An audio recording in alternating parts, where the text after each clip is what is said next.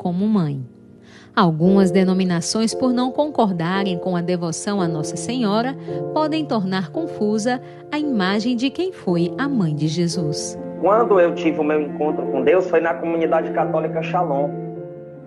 E daí eu tive comecei a me aprofundar sobre Nossa Senhora, mas não era algo tão intenso. Daí conheci um pastor protestante e ele começou a dizer que Maria era a prostituta do Apocalipse, que por detrás de todas as imagens de Maria tinha um demônio e etc e tal, e eu acabei me deixando levar.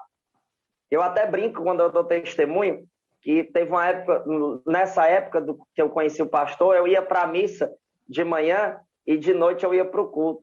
E aí eu conto para as pessoas, de manhã era eu, a nós descei, divina luz.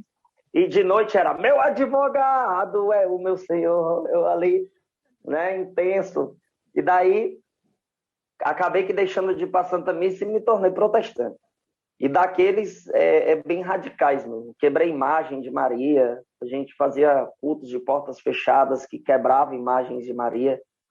E a minha resistência muito intensa a ela, tanto que quando eu passava em frente à igreja, eu cuspia no chão. Porque eu dizia que ali era um centro de idolatria e que Maria era um demônio disfarçado. Assim como propaga a Academia Marial, o estudo sobre Nossa Senhora abre o cristão ao entendimento de quem ela é e, consequentemente, ao amor por ela. As minhas experiências com Nossa Senhora, ela vem antes, durante e depois do protestantismo. Por que durante?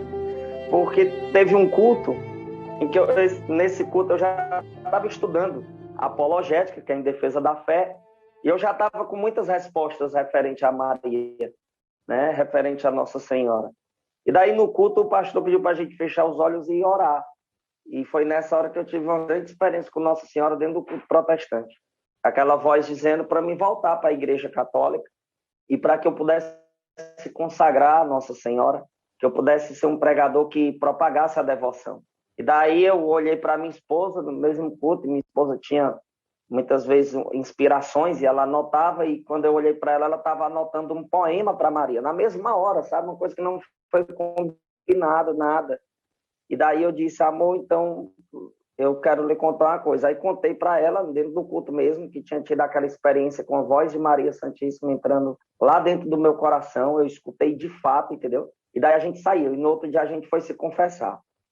E assim foi o meu retorno para a Igreja Católica Apostólica Romana. Foi muito difícil, porque as pessoas criam uma visão completamente distorcida sobre Maria e elas ficam cegas naquilo. Elas fecham a visão. E assim, eu quero dizer aqui para todos que estão me assistindo, né? Eu sei que esse vídeo vai chegar em muita gente.